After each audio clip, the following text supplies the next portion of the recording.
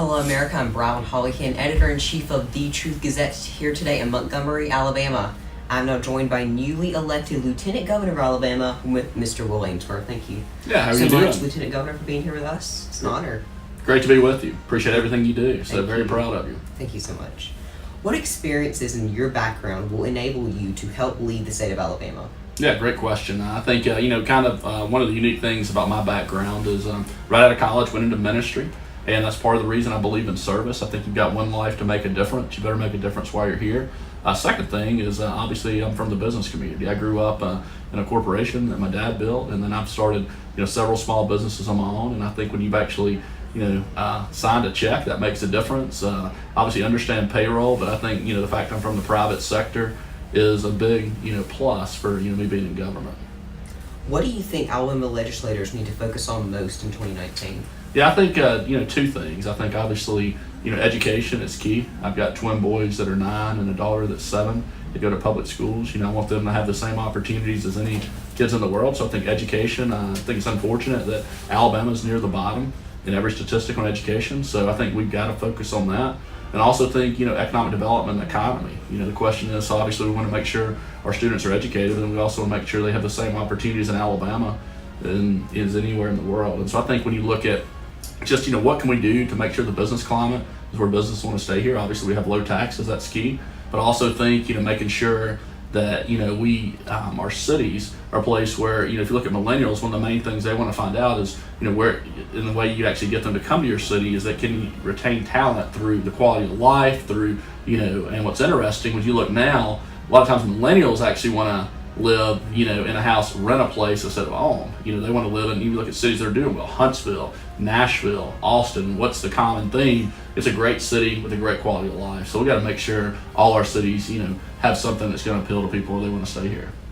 What are your goals you plan to accomplish during your term as Lieutenant Governor? Yeah, our number one goal that we were talking about is workforce development and getting people we call job ready. And the reason why, when we traveled the state, and you've had the opportunity to travel the state, it's a great state, but the number one thing we heard from business leaders across the state is the number one limiting factor to growth in their business is people. And so I think what we've got to do is make sure, obviously, people going to college, that's great and wonderful, and we support that. But the 60 to 65% of the students that are not going to college, we want to get them trained in a trade. Because I believe this, everybody's got a God-given ability, and I believe everybody's got a passion. And part of our job in education is to make sure they get ready for a job in the workforce. So Lieutenant Governor's office, our number one goal is workforce development. Alabama, while a southern state, isn't on the southern border. Has the recent influx in illegal immigrants flooding into the country had any impact on Alabama? And if so, what are we doing to safeguard the people of Alabama? Yeah, it's had a huge impact. I think when you look at, and I want to commend President Trump for, trying to, obviously do what he can on the border. I mean, we've got to solve that. If people are going to come into our, country, they need to come in legally. So what impact does it have on Alabama? First, I think we look at drugs. We have a huge drug problem, and you can talk to law enforcement. A lot of those drugs are coming in from Mexico. Mm-hmm. And so, I mean, that's sad and obviously a huge problem.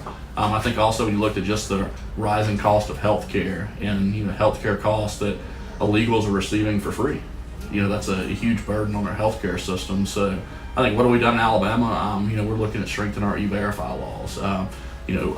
Senator Marsh has passed a bill that's going to help President Trump get the wall built, and you can donate money as part of a checkoff. So I mean, those are things that we're actively doing, but support President Trump 100%. And it's more of a federal issue, but certainly as a state, we're going to do everything we can do to make sure the illegals don't come to Alabama. And as the president says, build the wall and crime will fall. Absolutely, I like that. Yes. You have said, quote, "We have to make our government smaller, smarter, and above all honest. And if we do, I'm absolutely convinced Alabama's future will be brighter than ever before." What are some ways you plan to promote these values during your term as Lieutenant Governor? Yeah, absolutely. Thank you. And I think first thing, so how do you make government smaller? I think you make it more efficient. You look at ways you can streamline it. You look at where there are areas we duplicate services. So one of the things in workforce development we're looking at is there's $200 to $300 million of money that comes in from federal money that comes in. A lot of times is duplicate services. So we're going to try to make sure that money's spent well and goes right to actually impacting people get a job. How do you make it, I think smarter? Obviously, you look at how can we get ahead of our other states, and we're competing not only in a U.S. economy, but a global economy. So I think we've got to be strategic, and we've done a great job in recruiting auto industries, aerospace, and so I think we're certainly a smart state. And what's great, when companies locate to Alabama, they never leave. We're not New York, they're not California, so we're doing a lot of things right in Alabama. And then I think honest, I think we just gotta have integrity, and I think ethics are important. I think why you do what you do is important, and I think we've got to continue to elect people that are going to do what's right, and that's important.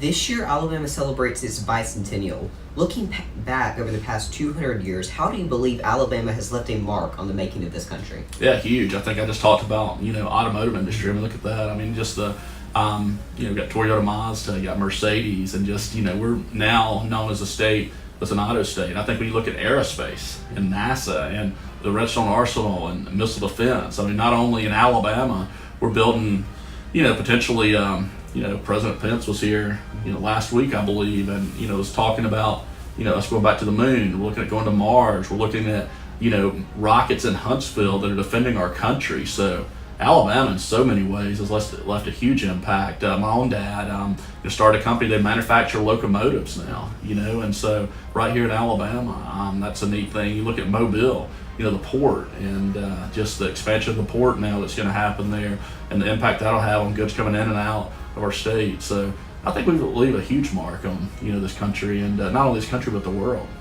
Well, Mr. Lieutenant Governor, thank you so much for sitting down with me today. Absolutely. It's an honor. Hey, great. Keep it up. It's always so encouraging to see young people engaged. So very proud of you.